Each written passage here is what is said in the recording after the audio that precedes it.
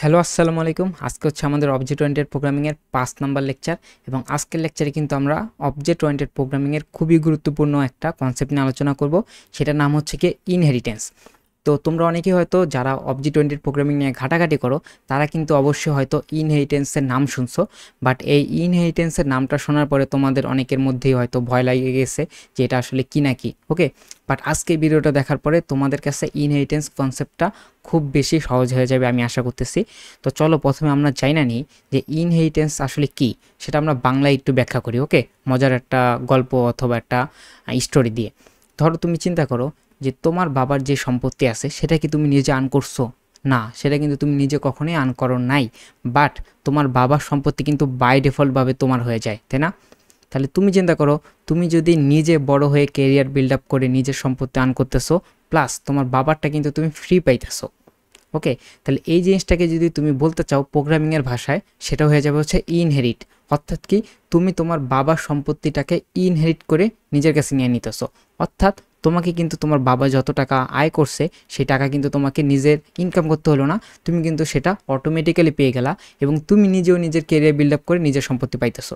তার মানে তুমি কিন্তু এখানে দুইটা সম্পত্তি পাইতেছো। একটা কি, একটা হচ্ছে কি তোমার বাবার পৈতৃক সম্পত্তি পেয়ে যাইতেছো, যেটা তুমি নিজে আর্ন করো নাই, তুমি সেটা ফ্রি পাইতেছো।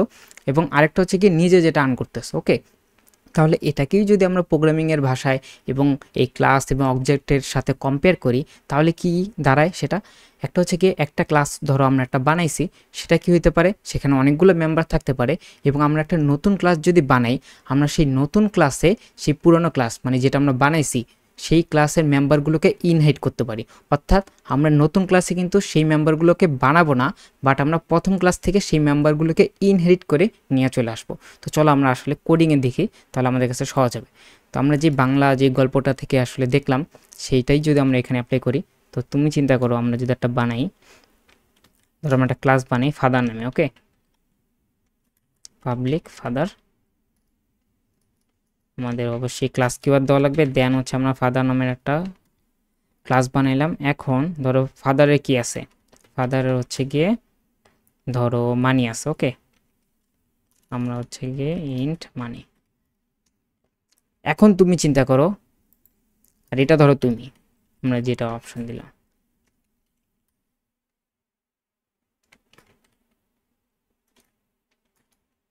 ওকে, এখন তুমি চিন্তা করো তোমারও কি আছে, মানি আছে।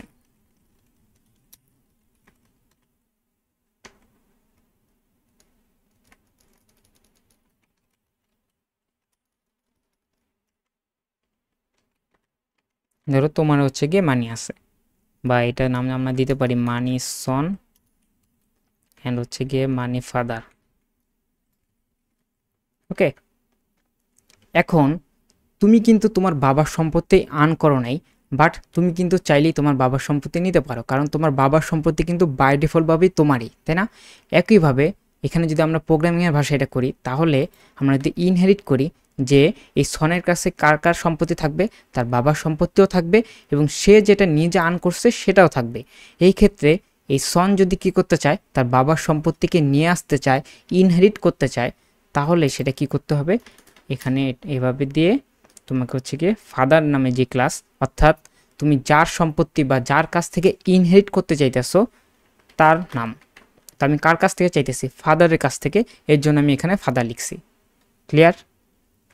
এখন এখন তাহলে কি হয়েছে, এখানে আসলে চেঞ্জটা কি হয়েছে? এখানে আসলে কি হয়েছে জানো, এই ফাদার এর যে মানি আছে সেটাকেও আমি পেয়ে গেছি এবং সনের যে মানি আছে সেটাও পেয়ে গেছে। ওকে, তার মানে বাবার জিনিস সে কিন্তু আর্ন করে নেই, বাট বাবার জিনিস তার পুত্র পেয়ে গেছে। ওকে, এখন প্রমাণ কি, তাই না? তো চলো আমরা কি করি, ধরো বাবার সম্পত্তি আমরা এখানে ভ্যালুটা অ্যাসাইন করে দিই, বাবার সম্পত্তি ধরো এত। ওকে, আর পুত্রের সম্পত্তি ধরো, পুত্রের সম্পত্তি মাত্র লাগে 2 টাকা। ওকে, পুত্রের সম্পত্তি হচ্ছে মাত্র 2 টাকা। আচ্ছা, এখানে কি দিচ্ছে, এখানে হচ্ছে গিয়ে, আচ্ছা আমরা হচ্ছে এখানে স্ট্রিং লিখছি, তাই না? কিন্তু আমরা ভ্যালু অ্যাসাইন করতেছি কি, ইন্টিজার। আমাদের এখানে কি লেখা হবে, ইন্টিজার। তাহলে দেখো, সন্তানের সম্পত্তি মাত্র 2 টাকা, বাট বাবার সম্পত্তি অনেক টাকা। এখন আমরা একটা ক্লাস অবজেক্ট বানাই।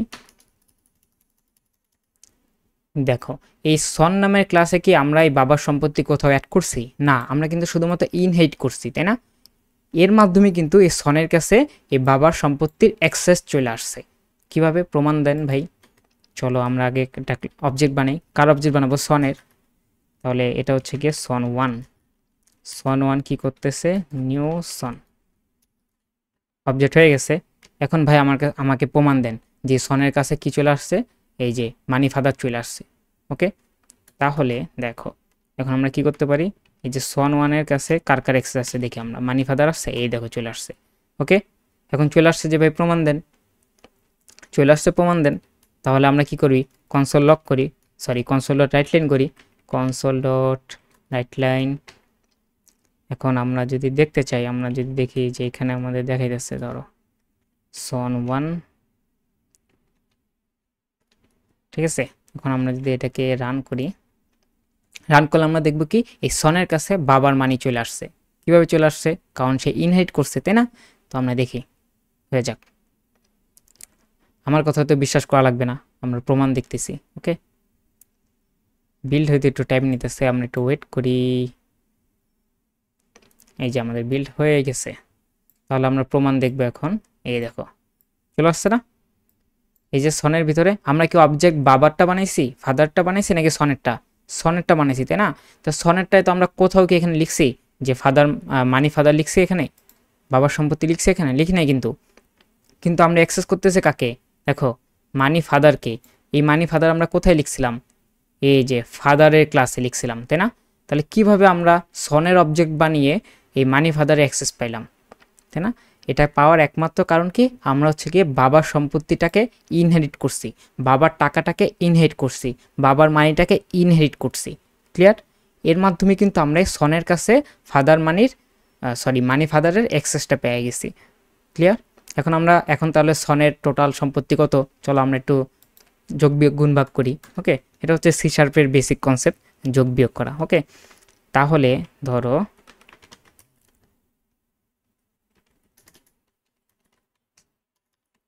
টোটাল সম্পত্তি কত? চলো দিস ডট মানি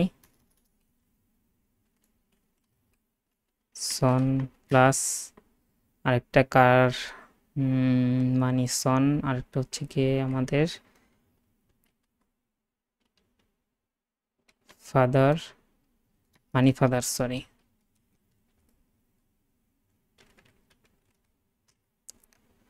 আমরা কি এখানে মানি ফাদার লিখছিলাম? হ্যাঁ, আচ্ছা আমরা একটা কাজ করি, আমরা এটা না করে আমরা হচ্ছে একটা মেথড বানাই দিই। ওকে,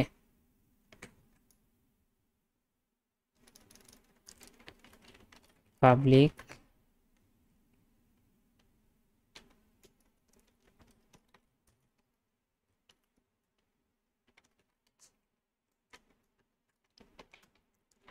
এখানে আমরা কি করব? এখানে আমরা এখন হচ্ছে গিয়ে টোটাল করব। টোটাল যদি আমরা করি, টোটাল হচ্ছে গিয়ে আমাদের মানি সন প্লাস মানি ফাদার যদি আমরা করি, এবং এইটাকে কি করবে? এটাকে আমরা প্রিন্ট করে দিই এখানে, তাই না? এটাকে আমরা অতদূর পর্যন্ত নিয়ে যাওয়ার দরকার না, আমরা তো আলটিমেটলি প্রিন্টই করবো, তাই না? এই যে আমরা প্রিন্ট করে দিলাম। এখন আমরা যদি টোটাল মানি দেখতে চাই, আমাদের জাস্ট হচ্ছে গিয়ে সন ওয়ান ডট হচ্ছে গিয়ে টোটাল, এই ফাংশনটাকে জাস্ট হচ্ছে গিয়ে কল করে দেওয়া লাগবে। ক্লিয়ার? এখন আমরা ক্লিয়ার করি, তাহলে আমরা এই সনের আসলে টোটাল কত সম্পত্তি আছে সেটা দেখতে পারবো। তো চলো শুরু করে দিই। সেটাকে আগে আমি ডিলিট করে দিই। দেখো বাবার সম্পত্তি কত, এটা আগে দেখো, লাস্টে 45, তার মানে আমাদের টোটাল সম্পত্তি হবে কত? 47। দেখি কি হয়। এই যে 45 ছিল, আর হচ্ছে সনের 2 টাকা যে সম্পত্তি আছে সেটা যোগ হয়ে 47 হয়ে গেছে। ক্লিয়ার? তার মানে এখন বাবার সম্পত্তি তো আছেই, বাবার সম্পত্তি তো সে বাই ডিফল্টভাবে পেয়ে যেতেছে, এবং নিজে যত টাকা ইনকাম করতেছে অত পেয়ে যেতেছে। ধরো সেও একদিন অনেক বেশি বড়লোক হয়ে গেল, সে অনেক বেশি টাকা ইনকাম করলো। ওকে, এখন তাহলে এদের টোটাল সম্পত্তি কত হবে? বাবার সম্পত্তি তো তার কাছে আছেই, প্লাস সে যত টাকা ইনকাম করছে সেটাও চলে আসছে। তাহলে এখন টোটাল সম্পত্তি কত দাঁড়ায় দেখি আমরা। চলো, এই যে এখন টোটাল সম্পত্তি চলে আসছে। ক্লিয়ার? তো আশা করতেছি ইনহেরিট নিয়ে তোমরা বুঝতে পারছো। নেক্সট ক্লাসে আমরা আরও কিছু যদি টপিক দেখি অথবা আরও কিছু এক্সাম্পল দেখে আমি আশা করি তোমাদের কাছে আরও বেশি ক্লিয়ার হয়ে যাবে। তো আজকের এই ভিডিওটা যদি তোমরা বুঝতে পারো তাহলে আশা করবো নেক্সট ভিডিওটা বুঝবা। আর ইনহেরিটেন্সের মোটামুটি বেসিক যতটুকু আছে অতটুকু আমি এই ক্লাসে তোমার কভার করার চেষ্টা করছি। নেক্সট ক্লাসও আমি কিছু এক্সাম্পল নিয়ে আসবো যেটার মাধ্যমে তোমরা আরও ভালোভাবে হয়তো বুঝতে পারবা। আজকে ভিডিওটা যারা বুঝো নাই তারা আরেকবার ভিডিওটা দেখো, আশা করি বুঝতে পারবা। সহজ হিসাব, ঠিক আছে? সহজ হিসাব কীভাবে? সহজ হিসাব, তুমি কি করতেছো, তোমার বাবার সম্পত্তি ইনহেরিট করে নিয়ে আসতেছো। আর প্রোগ্রামিং ভাষা যদি বলতে চাই, একটা ক্লাসের মেম্বারগুলোকে আরেকটা ক্লাসে যদি আমি নিয়ে আসতে চাই ইনহেরিট করে, তাহলেই হচ্ছে আমরা ইনহেরিটেন্স বলি সেই টপিকটাকে। ওকে, তাহলে আজকের ভিডিও এতটুকুই থাকবে। আশা করবো নেক্সট ভিডিওর জন্য তোমরা ওয়েট করবা। আর এই ভিডিওতে যদি কোনো টপিক তোমাদের বুঝতে কষ্ট হয় বা কোনো লাইন কোড যদি তোমরা বুঝতে কষ্ট হয়, তাহলে তোমরা অবশ্যই কমেন্ট সেকশনে বলবা। আমি আশা করতেছি আমি সলভ করে দেবো, অথবা কমেন্টের রিপ্লাইটা আমি দিব।